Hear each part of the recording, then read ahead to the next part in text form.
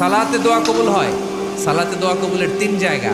একটা হচ্ছে তাকবীরে তাহরিমার পরে আমরা সানা পড়ি না, আমরা তো একটা পড়ি, আল্লাহর হাবিব সুন্নাহ এবং নফল নামাজে আরো পড়তেন সানা, ওই দোয়া কবুল হয়। দুই নম্বর জায়গা সালাতে সেজদায় পড়ে দোয়া করলে কবুল হয়।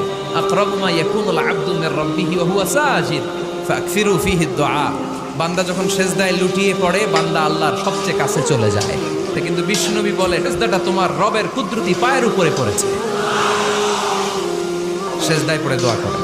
সালাম ফিরানোর আগে বিশ্বনবী দোয়া করতেন, লা ইউসাল্লিমান্না আহাদুকুম হাত্তা ইয়াতাআওয়াযা মিন আরবা'a।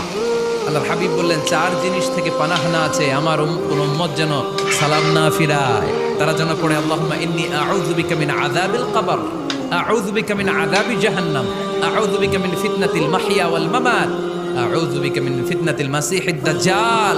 আল্লাহ কবরের আযাব থেকে বাঁচাও, আল্লাহ জাহান্নামের আগুন থেকে বাঁচাও, আল্লাহ জীবন